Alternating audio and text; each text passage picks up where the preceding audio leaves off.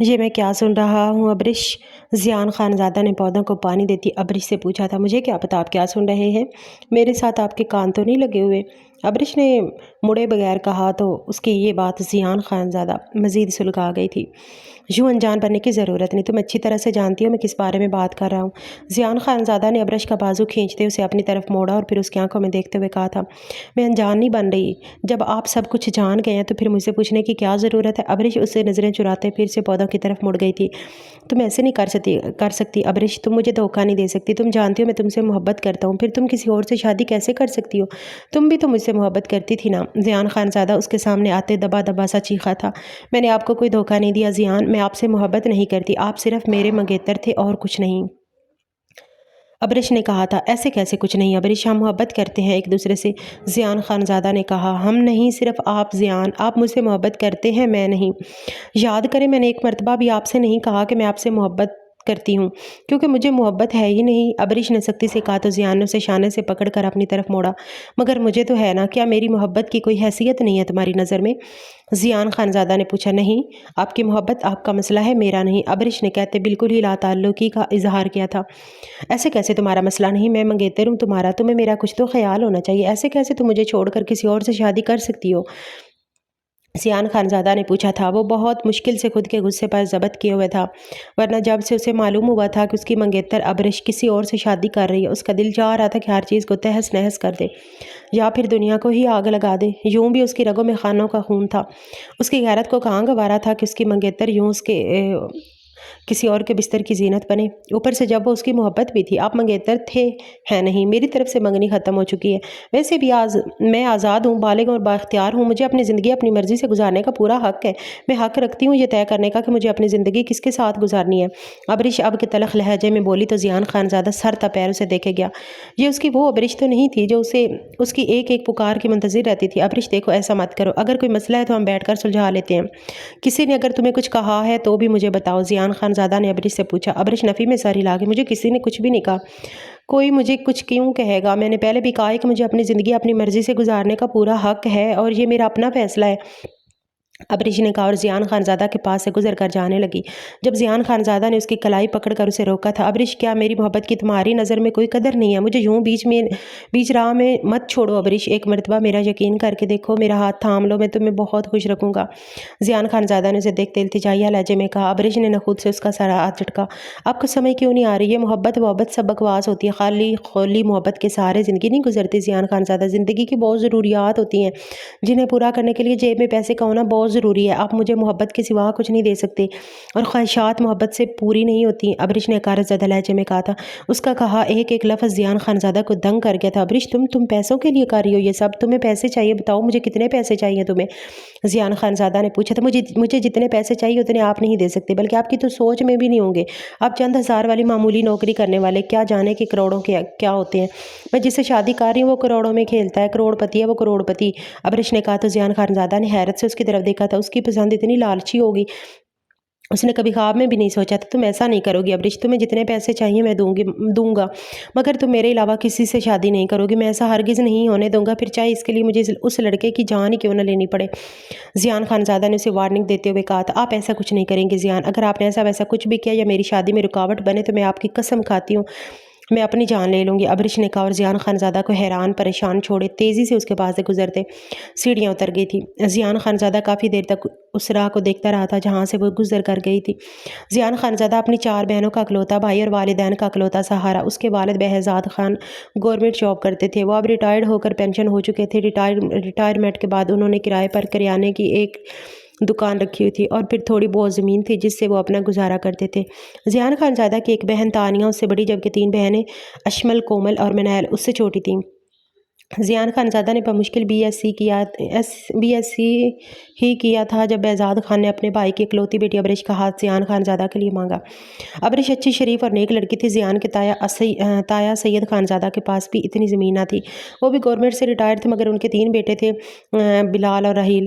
انیس order انہوں نے اپنی جگہ گورنمنٹ جاب میں کروا دیا تھا، جبکہ بلال رحیل ابھی زیر تعلیم تھے، البتہ ان کے ماموں نے انہیں اپنے ساتھ بیرون ملک لے جانے کا وعدہ کر رکھا تھا۔ ابرش ابھی میٹرک کی تھی और कॉलेज जाने का इरादा रखती थी। तानिया की शादी अनीस से हो चुकी थी और अब बेहजाद खानज़ादा अबरिश को अपनी बहू बनाना चाहते थे। उस रोज़ तो ज़ियान खानज़ादा की खुशी का कोई ठिकाना न था, क्योंकि दिल ही दिल में वो अबरिश को पसंद करता था।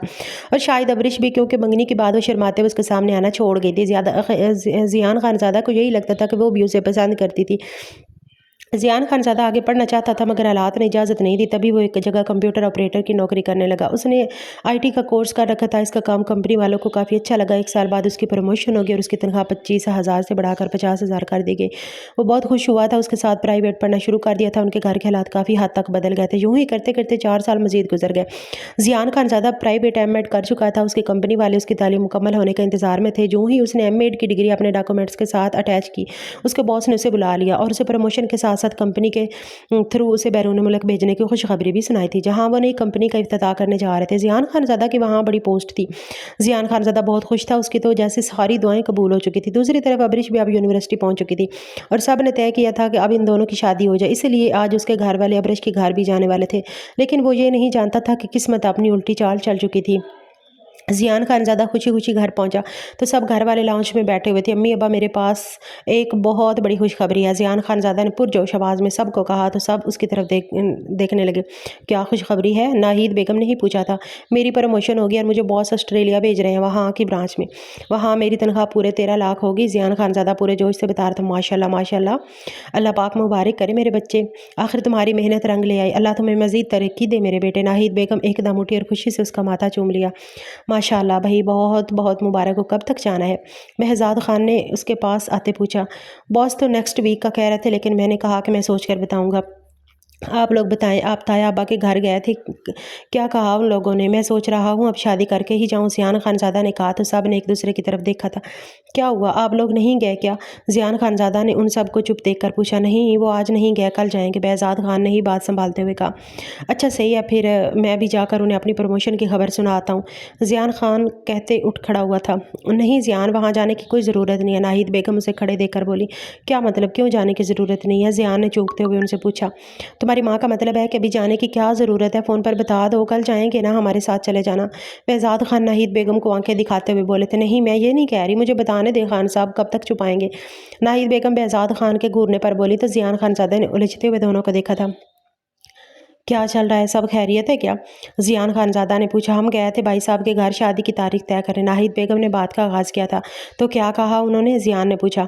उन्होंने शादी से इनकार कर दिया, नाहिद बेगम ने बताया। तो ज़ियान को झटका सा लगा था, लेकिन फिर वो खुद को संभाल के, मुझे पता था अबरिश अभी पढ़ रही है, वो अपने कैरियर को लेकर काफ़ी कॉन्शियस है, शायद इसीलिए उसने इनकार कर दिया। मैं खुद उससे बात करूंगा और उसे बताऊंगा कि उसकी पढ़ाई पर शादी से कोई असर नहीं पड़ेगा, फिर वो मान जाएगी। मैं अभी उससे बात करता हूँ। ज़ियान खानज़ादा ने कहते जेब से अपना फ़ोन निकाला था।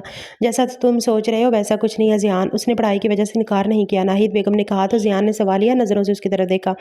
तो फिर क्यों इनकार किया? आप मुझे साफ साफ बता क्यों नहीं देते कि आखिर वहाँ क्या बात हुई है, क्या कहा है उन्होंने? ज़ियान खानज़ादा ने आखिर ज़िद होते हुए पूछा था। उन्होंने कहा कि अबरिश की मर्ज़ी नहीं है और वो उसकी मर्ज़ी के बगैर ज़बरदस्ती उसकी शादी नहीं करेंगे। बेहजाद खान ने कहा। तो ज़ियान ने नफ़ी में सारी लाया था। कौन कह रहा है कि अबरिश की मर्ज़ी नहीं है? अबरिश की मर्ज़ी है, वो पसंद करती है मुझे। ज़ियान ने कहा था। जब तानिया ने उसकी बात बीच में ही काटती थी।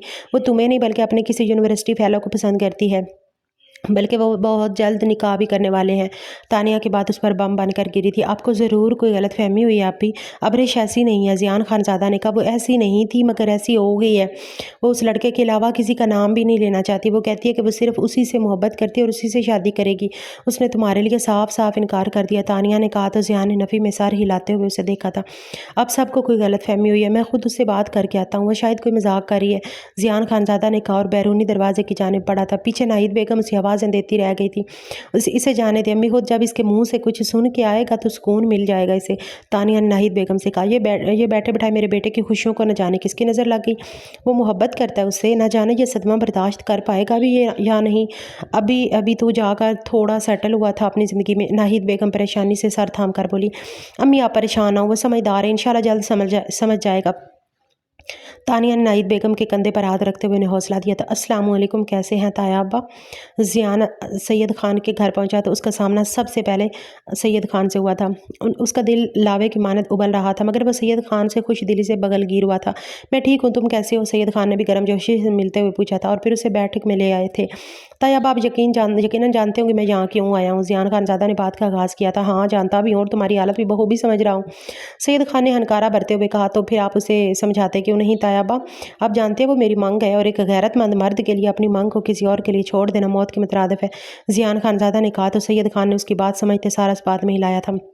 तुम अपनी जगह ठीक हो जियान, मगर मैं भी मजबूर हूँ। मैं तुम्हारी ताई पिछले 1 महीने से इसे समझाने की कोशिश कर रहे हैं। हमने इसे हर तरह से समझाया, मगर उसका एक ही जवाब है और एक ही ज़िद है कि वो अपनी उसी क्लास फेलो से शादी करेगी। जब हमने ज़बरदस्ती की धमकी तो उसने भी कहा कि हम उसके साथ ज़बरदस्ती करने की कोशिश की तो वो अपनी जान ले लेगी। अब तुम ही बताओ हम क्या करें?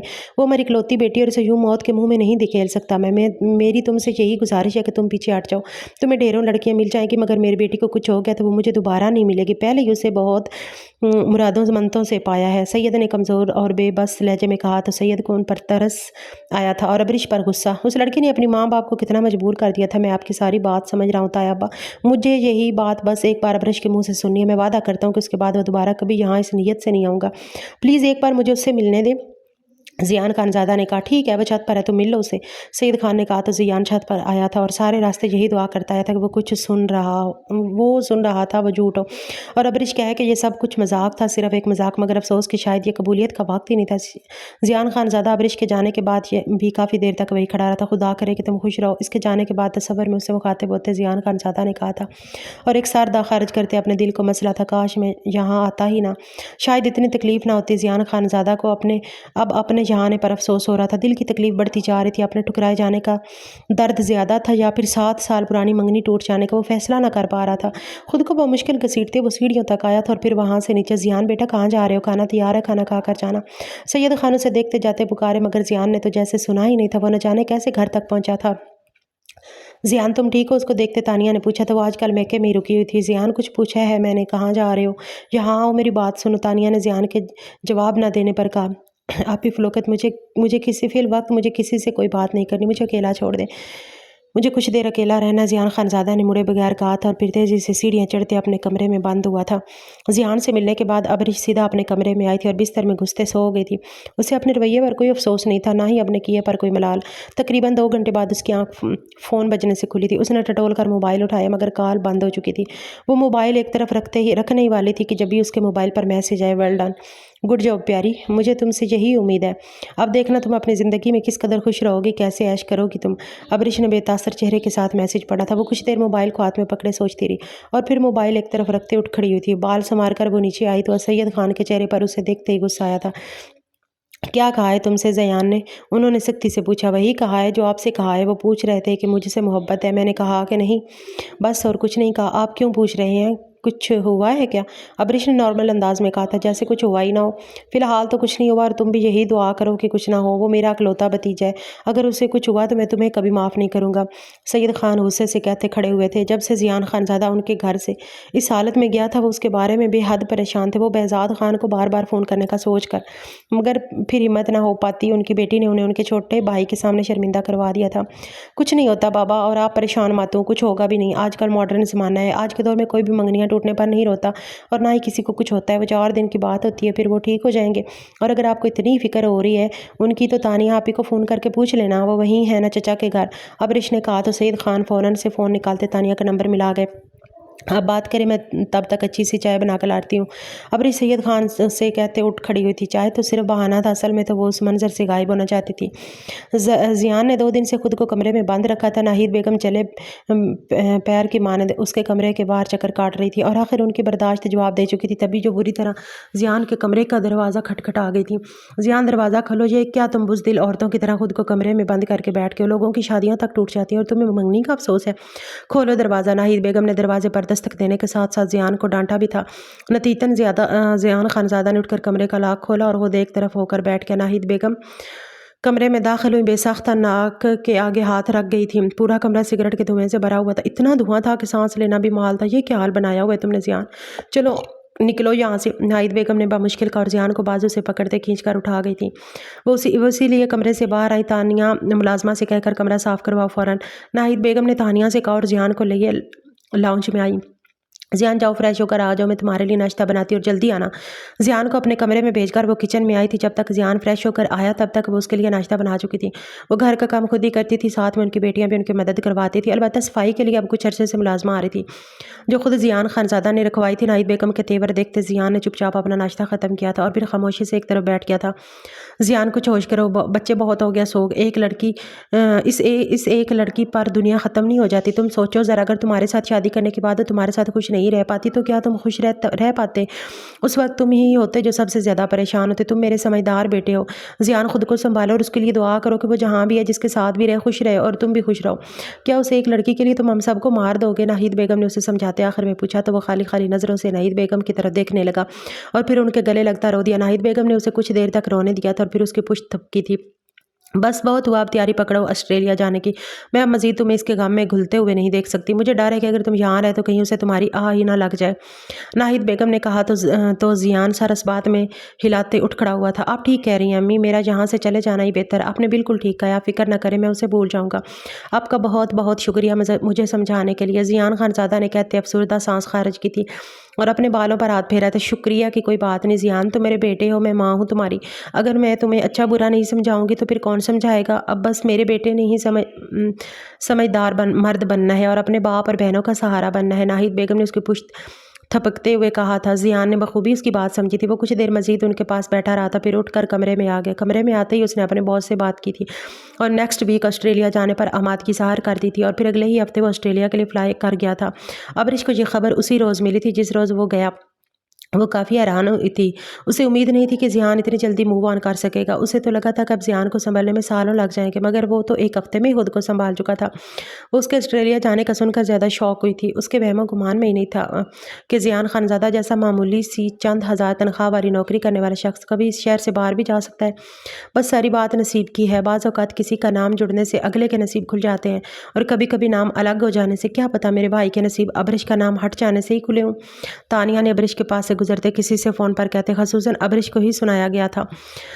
ज़ियान के जाने के बाद वो घर वापस आ तो गई थी मगर अबरिश से बात नहीं कर रही थी। ज़ाहिर सी बात थी, उसे दुख था अपने भाई को ठुकराए जाने का। अबरिश सब के रवैये बखूबी समझ रही थी मगर उसे किसी की परवाह नहीं थी। उसे बस एक ही परवाह थी, बाबा मुनीब के घर वाले कल आना चाह रहे हैं। रात खाने की टेबल पर अबरिश ने सबकी मौजूदगी में कहा था, अबरिश बेटा एक मरतबा फिर सोच लो, क्या तुम्हारा फ़ैसला ठीक है? क्या तुम इस फैसले से मुतमईन हो? सैयद खान ने मुंह की तरफ जाता नवाला रोक कर उसे पूछा। जी बाबा, मैं मुतमईन हूँ और आप यकीन रखें उन लोगों से मिलकर आप लोग भी बहुत खुश होंगे। वो लोग बहुत अच्छे हैं। मैं मानती हूँ कि चचा लोग भी अच्छे हैं मगर आपको उन लोगों में और चचा लोगों में कोई फ़र्क नज़र नहीं आएगा। आप एक मरतबा मिलकर तो देखें। अबरिश ने कुछ देर सोचा और फिर गहरी सांस भरते कहा था, ठीक है, अगर तुम कह रही हो तो मान लेते हैं। बुला लो कल उनको, अब बाकी मुलाकात के बाद ही इल्म होगा। सैयद खान ने कहा तो अबरिश ने एक पुरसकून सांस खारिज की थी, ऐसे कि जैसे उसने सैयद खान को मनाकर कोई बहुत बड़ा मार्का सर कर लिया हो। बाकी का डिनर खामोशी से किया गया था। अगले दिन दोपहर 2 बजे के करीब उन लोगों की आमद हुई थी। वो लोग आलीशान महंगी गाड़ियों में आए थे और साथ में ढेरों तहाइफ और चीज़ें लाए थे। इतने तहाइफ कि उनका पूरा लाउंज भर सा गया था। खैर अलेक्स लैग के बाद उन्हें गेस्ट रूम में बिठाया गया और बातचीत शुरू हुई तो ताल्लुक़ निकलते निकलते वो लोग किसी तरह से सैयद खान के जानने वालों के रिश्तेदार निकले। इसमें कोई शक नहीं था कि वो लोग बहुत मालदार थे, अच्छे और ख़ानदानी लोग थे। जी तो भाई साहब, अब आप बताएं कि आपकी क्या राय है? अकरम साहब ने सैयद खान से पूछा। जी बेशक, हमारी मुलाकात अच्छी रही है, आप लोग अच्छे लोग हैं, मगर हम बेटी वाले, आप मुझे 2 दिन का वक्त दें, मैं अपने बहन भाइयों से मशवरा करके फिर आपको जवाब देता हूँ। सैयद खान ने कहा तो अकरम साहब ने ताइदी अंदाज में सर हिलाया था। सैयद खान ने उन्हें बहुत इसरार किया कि वो रात के खाने पर रुक जाएं मगर उन लोगों ने माजरत कर ली थी। तहमीना बेगम ने चाय और लवाजमात के साथ उनकी तवाज़े की थी। सैयद खान ने बहुत पहले बेहज़ाद खान और फिर अपनी बड़ी बहन राना बेगम से पूछा था। राना बेगम पिछले 10 सालों से अपने शौहर और बच्चों के साथ बैरून मुल्क जर्मनी में मुकीम थी। राना बेगम के 2 बच्चे थे, एक बेटी नीलम और बेटा आलियान। सैयद, ये तुमने कहाँ बाहर की रिश्तेदारी सोच ली? हमारी एक ही भतीजी है और उसे भी तुम ख़ानदान से बाहर दे रहे हो। मैं तो ज़ियान की वजह से चुप थी क्योंकि मेरे लिए जैसा ज़ियान है वैसा ही मेरा बेटा आलियान है। अगर ज़ियान को इनकार किया है तो मुझे दे देते। राना बेगम ने नाराज़गी भरे लहजे में सैयद खान से कहा। आपकी बात ठीक है अपा, मैं कहाँ ज़ियान को इनकार करना चाहता था, मगर ये अबरिश की अपनी मर्ज़ी है। वो मेरी इकलौती बेटी है, मैं उसके साथ ज़बरदस्ती नहीं कर सकता। सैयद खान थके हुए लहजे में बोले। सैयद, बेशक वो तुम्हारी इकलौती बेटी है मगर इसका मतलब ये नहीं कि तुम उसकी हर जायज़ और नाजायज़ बात मानोगे। وہ اپنے پیروں پر کلہاڑی مارے گی تو کیا تم کھڑے ہو کر دیکھتے رہو گے؟ اسے روکو گے نہیں؟ رانا بیگم سمجھدار خاتون تھی، تبھی سید خان کو سمجھاتے ہوئے بولی، آپا ناراض مت ہوں، نہ اس کی خوشی اسی میں ہے تو کر لینے دیں، اور اس کی مرضی باقی اللہ سے دعا ہی ہے کہ وہ ہمیشہ خوش رکھے، اسے ہم سب کی دعاؤں کی ضرورت ہے۔ سید خان نے کہا تو رانا بیگم کچھ نرم پڑ گئی تھی۔ جو بھی تھا، ابرش تھی تو سید خان کی ہی اولاد، وہ صرف مشورہ دے سکتی تھی، اس کے آگے ان کی اپنی مرضی۔ ٹھیک ہے پھر جیسا تم بہتر سمجھو، میری دعائیں اس کے ساتھ ہیں، رانا بیگم نے کہا تھا، اور پھر کچھ دیر باقی سب کے بارے میں پوچھ تاچھ کی بات انہوں نے کال کاٹ دی تھی۔ کیا ہوا؟ کس کی کال تھی؟ رانا بیگم نے کال کاٹ کر پیچھے مڑی تو نیلم نے انجان بنتے ہوئے پوچھا، تمہارے ماموں کی کال تھی؟ رانا بیگم نے صوفے پر بیٹھتے ہوئے کہا۔ اچھا کیا کہہ رہے تھے ماموں؟ نیلم نے پوچھا اور ان سے تھوڑے فاصلے پر بیٹھی تھی۔ ابرش کا رشتہ کہیں اور کر رہے ہیں، اسی لیے میری رضامندی چاہ رہے تھے، نہ جانے یہ کم عقل لڑکی میرے ہیرے جیسے بھتیجے کو چھوڑ کر کس کوئلے سے دل لگا بیٹھی ہے۔ رانا بیگم کو زیان خانزادہ کے ٹکرائے جانے کا بہت افسوس تھا۔ اوہ اچھا، نیلم نے کہا اور اٹھ کھڑی ہوئی۔ اس کے چہرے پر ایک شاطرانہ مسکراہٹ پھیلی تھی جسے وہ مہارت سے چھپا گئی تھی۔ کہاں جا رہی ہو تم؟ میرے لیے کپ چائے بنا کر لے کر آؤ، اور کبھی اس فون سے نکل بھی جایا کرو، ہر وقت اسی پر چڑھی رہتے ہو، کہیں تم بھی عاشقی معشوقی کا نیا چاند نہ چڑھا دینا، اگر ایسی ویسی کوئی بھی بات ہوئی تو مجھے پہلے بتا دینا۔ رانا بیگم نے سر پکڑتے ہوئے کہا تو نیلم فوراً فون چھوڑتی ان کے پاس بیٹھتی، ایک دم سے انہیں جپھی ڈال گئی تھی۔ بے فکر ہے موم، اگر ایسی ویسی کوئی بھی بات ہوئی تو سب سے پہلے آپ کو ہی بتاؤں گی، نیلم نے کہا تو رانا بیگم نے اس کے بازو پر بوسہ دیا تھا۔ چلو اب مسکے بعد میں لگانا، پہلے مجھے چائے بنا کر لا کر دو، سار میں درد ہو گیا، رانا بیگم نے کہا تو نیلم اٹھ کر مسکراتے ہوئے کچن میں چلی گئی۔ ابرش کی منگنی دھوم دھام سے ہوئی تھی، منگنی میں ایسا لگ رہا تھا جیسے کسی کی شادی ہو رہی ہو۔ سید خان تو ڈائریکٹ نکاح کا کہہ رہے تھے، مگر اکرم صاحب نے کہا کہ وہ ان کا اکلوتا بیٹا ہے اور وہ اس کی خوشی کا چھوٹے سے چھوٹا پل بھی انجوائے کرنا چاہتے ہیں۔ نکاح کا فنکشن 6 ماہ بعد رکھا گیا تھا، جبکہ شادی 1 سال بعد طے ہونا پائی تھی۔ سب کچھ دھیرے دھیرے ہو رہا تھا، 6 ماہ بعد نکاح ہوا اور سال بعد شادی کا دن آن پہنچا۔ یہ بیچ کا عرصہ پلک جھپکتے گزرا تھا۔ ابرش دھوم دھام سے رخصت ہو کر منیب اکرم کے گھر آئی تھی۔ شادی میں رانا بیگم بھی اپنے بچوں کے ساتھ شریک ہوئی تھی، جہاں آریان نے اشمل کو اپنے لیے پسند کیا تھا۔ رانا بیگم بہت خوش ہوئی تھی اور شادی کی تقریب میں ہی اپنے ہاتھ سے کنگن اتارتے اشمل کی کلائی میں ڈالے تھے۔ بس بہزاد، آج سے یہ میری امانت ہے، رانا بیگم نے جھٹ سے فیصلہ سنایا تھا۔ آپا پہلے بچوں سے تو پوچھ لے، میں نہیں چاہتا کہ وہ کچھ پہلے ہو چکا ہے وہ پھر ہو۔ بہزاد خان نے کہا، میں نے علی کے کہنے پر ہی یہ فیصلہ کیا، اشمل سے تم پوچھ لو۔ رانا بیگم نے آریان کی مرضی بتائی تو بہزاد خان پرسکون ہوئے تھے، پھر انہوں نے اشمل سے پوچھا تو اشمل نے بھی ہاں کر دی تھی۔ یوں شادی کی تقریب میں ایک اور شادی طے ہو گئی تھی۔ شادی کو 1 ہفتہ گزر گیا تھا۔ ابرش بے حد خوش تھی، منیب اس پر جان چھڑکتا تھا۔ ابرش کو خوش دیکھ سب کچھ بھول گیا تھا، تانیہ بھی سب کچھ بھول گئی تھی کیونکہ زیان سنبھل گیا تھا۔ وہ وہاں آسٹریلیا میں بہت خوش تھا۔ یوں ہی 2 سال مزید گزر گئے۔ رانا بیگم اب اشمل اور آلیان کی رخصتی چاہ رہی تھی۔ اشمل کا نکاح تقریباً 1 سال پہلے ہو گیا تھا، تبھی اب وہ رخصتی لینا چاہتے تھے، لیکن بہزاد خان زیان خانزادہ کے انتظار میں تھے۔ وہ تب کا گیا اب تک نہ لوٹا تھا۔ وہ جس کمپنی میں کام کرتا تھا اب اس کے 70% شیئرز کا مالک تھا اور کمپنی کا چیف ایگزیکٹو آفیسر بن چکا تھا۔ پیچھے اس نے ڈیفینس ایریا میں بنگلہ خرید کر اپنی فیملی کو وہاں شفٹ کر دیا تھا۔ اب اس کے ہر بھائی کے پاس اپنی گاڑی اور بائک تھی، بہزاد خان کے پاس بھی اپنی علیحدہ گاڑی تھی۔ یہ سب زیان کی محنت کا نتیجہ تھا۔ وہ چند ہزاروں میں نہیں بلکہ اربوں کروڑوں میں کھیلتا تھا۔ پاکستان کی سر زمین پر قدم رکھتے ہی اسے پرانا سب کچھ یاد آ گیا تھا جسے وہ 4 سال سے بھولا ہوا تھا۔ وہ اپنے گھر والوں کو سرپرائز دینے والا تھا، اسی لیے کسی کو بتائے بغیر آیا تھا۔ وہ ایئرپورٹ سے نکلا تو اس کی گاڑی کے آگے پیچھے 2 گاڑیاں گارڈز کی تھیں جو اس کی پروٹیکشن کے لیے تھیں۔ وہ سیدھا اپنے بنگلے پر آیا تھا۔ بھائی آ گئے، بھائی آ گئے، امی بابا زیان بھائی آ گئے۔ کومل جو ٹیرس پر کھڑی تھی، پہلے تو گھر کے آگے اتنی گاڑیاں ایک ساتھ دیکھتے حیران ہوئی، مگر جو ہی اس نے زیان خانزادہ کو گاڑی سے نکلتے دیکھا وہ چیختی ہوئی نیچے بھاگی تھی۔ کیا ہو گیا کومل، کوئی خواب تو نہیں دیکھ لیا کھڑے کھڑے؟ منیل نے اسے پوچھا۔ خواب نہیں دیکھا پاگل، بھائی آ گئے ہیں باہر، کومل نے کہا اور منیل کو سائڈ پر کرتے باہر گئی تھی اور باہر سے آتے زیان خانزادہ کے سینے سے لگی تھی۔ کیسی ہو منو؟ زیان نے اسے حصار میں لیتے ہوئے پوچھا۔ میں ٹھیک ہوں بھائی، آپ کیسے ہیں؟ منیل نے پوچھا۔ تبھی سب لوگ وہاں آ گئے تھے۔ سبھی لوگ زیان خانزادہ کو دیکھ کر حیران ہوئے تھے۔ کیسا لگا میرا سرپرائز؟ زیان خانزادہ نے سب کو حیران دیکھ کر پوچھا۔ تمہارے سرپرائز نے تو ہمیں سچ میں سرپرائز کر دیا ہے، بہزاد خان نے اس کے بغل گیر ہو کر کہا۔ وہ سب لوگ اندر آئے تھے، سب نے خوب گپ شپ کی تھی۔ زیان خانزادہ سب کے لیے ڈھیروں تحائف لایا تھا۔ وہ سبھی اتنے سالوں بعد اسے اپنے ساتھ اور اپنے درمیان دیکھ کر بہت خوش ہوئے تھے۔ ناہید بیگم نے سارا کھانا زیان کی پسند کا بنایا تھا۔ کھانا کھانے کے بعد زیان آرام کی غرض سے اپنے کمرے میں آیا تھا۔ اتنی لمبی فلائٹ لینے کے بعد وہ بہت تھک چکا تھا۔ اس کا ارادہ تو آتے آرام کرنے کا تھا، مگر گھر والوں کے پاس بیٹھنا بھی تو ضروری تھا، آخر اتنے سالوں بعد لوٹ کر آیا تھا۔ اگلے 1 ہفتے تک وہ اپنے گھر میں گھر والوں کے ساتھ رہا تھا۔ آج اس کا ارادہ تانیہ کی طرف جانے کا تھا۔ تانیہ سے اس نے بھی ابھی تک اپنی آمد چھپائی ہوئی تھی۔ اس نے یہی سوچا تھا کہ تانیہ کو بھی لے آئے گا اور ساتھ تایا اور تائی امی سے بھی مل لے گا۔ وہ اپنی گاڑی میں بیٹھتے سید خان کے گھر کی طرف نکلا تھا، مگر نہیں جانتا تھا کہ وہاں پہنچتے اس کا سامنا ابرش سے ہو جائے گا۔ اگر اسے ذرا سا بھی اندازہ ہوتا کہ ابرش یہیں پر ہے تو وہ کبھی بھی یہاں نہ آتا، مگر خیر اب کیا ہو سکتا تھا۔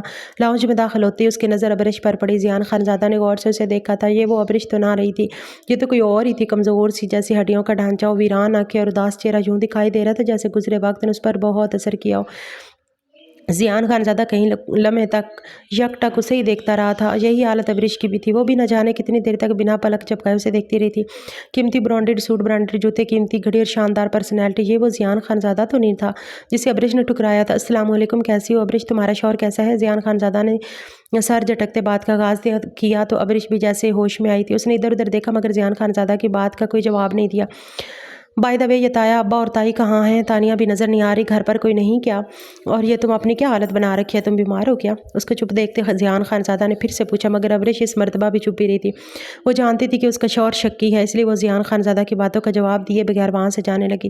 مگر یوں ہی پہلی سیڑھی پہنچی اس کا ٹکراؤ منیب سے ہوا تھا، جو خون خوار نظروں سے اسے دیکھ رہا تھا۔ منیب، وہ میں، اس نے اتنا ہی کہا تھا جب منیب نے اس کا بازو پکڑا اور غصے سے اسے کھینچتے ہوئے کمرے میں لے جانے لگا۔ ہے لسن، تم یہ کیا کر رہے ہو؟ میری بات سنو، ضیاء خانزادہ نے کہا اور ان کے پیچھے لپکا، مگر تب تک منیب اسے لے کر کمرے میں بند ہو چکا تھا۔ ضیاء خانزادہ باہر کھڑا کمرے کا دروازہ کھٹکھٹاتا رہا، مگر کسی نے دروازہ نہ کھولا تھا۔ اس سے پہلے کہ ضیاء مزید کچھ کرتا، شور کی آواز سنتے تانیہ وہاں آ گئی تھی۔ وہ ضیاء کو دیکھ کر بہت حیران ہوئی تھی، ساتھ ہی ابرش کے کمرے کا بند دروازہ دیکھ کر وہ کچھ بات سمجھ گئی تھی۔ تانیہ آپی، وہ ابرش کوئی ضیاء نے کہنا چاہا، وہ اس کا شوہر ہے، تم ادھر آؤ۔ تانیہ مختصر بتاتے اسے کمرے میں لے آئی، جبکہ ضیاء ایک پل میں سب کچھ جان لینا چاہتا تھا۔ تانیہ سے ہی اسے معلوم ہوا تھا کہ شادی کے کچھ عرصے بعد ابرش کے ساتھ منیب کا رویہ سخت ہو گیا تھا۔ وہ ابرش کی پہلی منگنی تھی۔ منیب کا کہنا تھا کہ ابرش نے اسے پہلی منگنی کا نہیں بتایا تھا۔ بس اتنی سی بات پر ابرش نے منیب کا اعتماد کھو دیا، تب سے وہ اس پر ایسے شک کرتا تھا۔ اس کے علاوہ چند ہی عرصے بعد ہمیں یہ بھی معلوم ہوا کہ اکرم صاحب کی کوئی اولاد نہیں تھی۔ منیب اس کا لے پالک تھا، جس کو نشہ کرنے کی وجہ سے انہوں نے گھر سے نکال دیا اور جائیداد وغیرہ جو کچھ اس کے نام تھا اسے سب بے دخل کر دیا تھا۔ تب سے وہ دونوں یہیں سید خان کے گھر رہتے تھے۔ ان سب نے بہت کوشش کی کہ کسی طرح ابرش کی اس سے علیحدگی ہو جائے اور اس کی جان چھوٹ جائے، مگر ابرش ہر مرتبہ آڑے آ جاتی تھی۔ وہ منیب سے الگ ہونا ہی نہیں چاہتی تھی۔ ہم سب کو شک ہے کہ ضرور کوئی ایسی بات ہے جس کی وجہ سے ابرش مجبور ہے، ضرور کسی بات نے اسے مجبور کیا ہوا، تبھی ابرش منیب کے اتنے برے سلوک کے باوجود اس کے ساتھ رہنے پر مجبور ہے، ورنہ اب تک وہ اس سے الگ ہو جاتی۔ ہم نے پوچھنے کی بہت کوشش کی مگر وہ ہے کہ کچھ بتا ہی نہیں رہی۔ وہ بس ایک ہی بات کہتی ہے کہ مجھے منیب سے محبت ہے، مگر کوئی اندھا بھی دیکھ کر بتا سکتا ہے کہ وہ جھوٹ بول رہی ہے۔ ایسے درندہ سی شخص سے کسی کو محبت ہو ہی نہیں سکتی۔ تانیہ نے ساری بات بتاتے آخر میں کہا تو ضیاء سرد آ بھر کر رہ گیا، اس کے ماتھے پر پریشانی سے لکیریں ابھری تھی۔ تایا اور تائی کہاں ہیں؟ ضیاء خانزادہ نے پوچھا تو تانیہ نے بتایا کہ وہ کسی شادی میں گئے ہوئے تھے۔ کچھ سوچتے ضیاء وہیں رک جانے کا فیصلہ کیا تھا اور ساری رات ابرش کے بارے میں سوچتا رہا تھا۔ رات میں انیس سے بھی اس کی ملاقات ہوئی تھی۔ انیس نے بھی یہی کہا کہ ابرش انہیں کوئی بات ہی نہیں کرنے دیتی۔ صبح وہ لاؤنج میں بیٹھا تھا جب ابرش کمرے سے نکلی، اس کا شوہر سویرے ہی کہیں چلا گیا تھا۔ ضیاء نے دیکھا کہ ابرش بمشکل چل رہی تھی۔ وہ اٹھ کھڑا ہوا، سیدھا ابرش لڑکھڑائی اور گرنے ہی والی تھی کہ جبھی ضیاء نے بر وقت پہنچتے اسے گرنے سے بچایا تھا۔ تبھی اس کی نظر ابرش کے پھٹی ہوئی شرٹ پر پڑی جس سے زخم واضح نظر آ رہے تھے۔ زخموں سے خون رس رس کر سوکھ چکا تھا۔ ضیاء نے جلدی سے تانیہ کو بلایا، پھر وہ اسے اسپتال لے کر گئے۔ ابرش کی حالت بہت بری تھی، اس کا شوہر ساری رات اسے تشدد کا نشانہ بناتا رہا تھا۔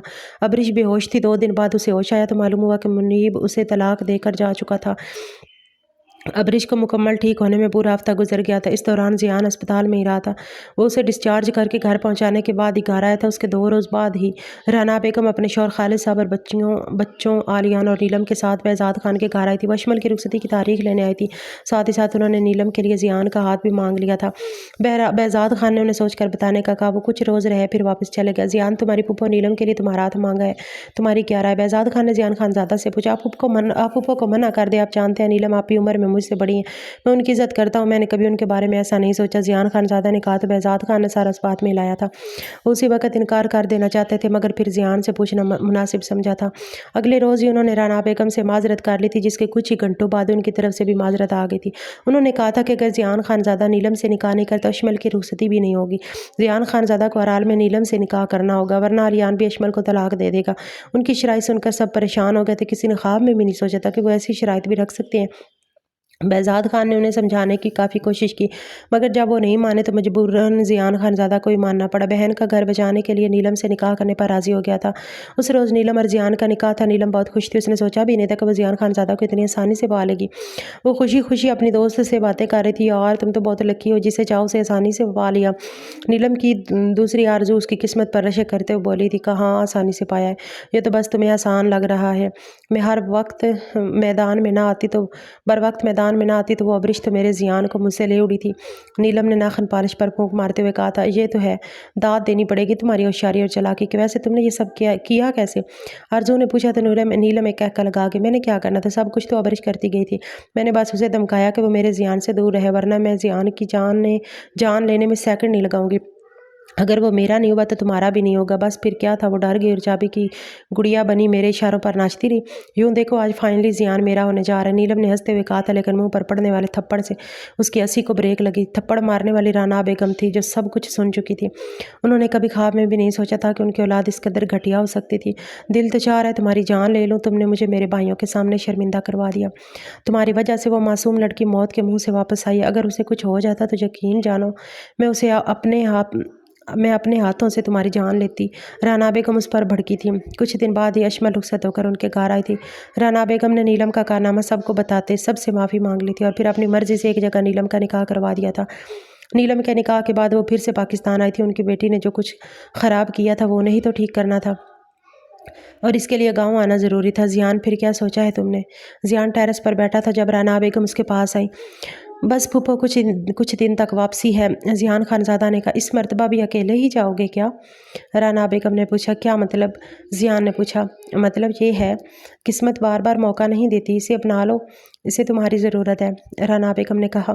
तो ज़ियान ने मुड़कर उन्हें देखा था। वो नहीं मानेगी, ज़ियान ने उदासी से कहा। और अगर मैं कहूँ कि वो राज़ी है तो? राना बेगम ने कहते उससे पूछा। तो वो एक झटके से उनकी जाने मुड़ा था। क्या सच में? ज़ियान ने हैरत और खुशी की मिली जुली कैफियत में पूछा। तो राना बेगम ने सर इस बात में हिलाया था। तो आए फूफो, फिर चले? ज़ियान ने जोश से कहा। कहाँ? राना बेगम ने पूछा। निकाह करने। ज़ियान ने कहा। अभी? राना बेगम ने पूछा। जी, नेक काम में देरी कैसी? ज़ियान ने कहा। तो राना बेगम मुस्कुराते हुए उसके पीछे चल दी थी।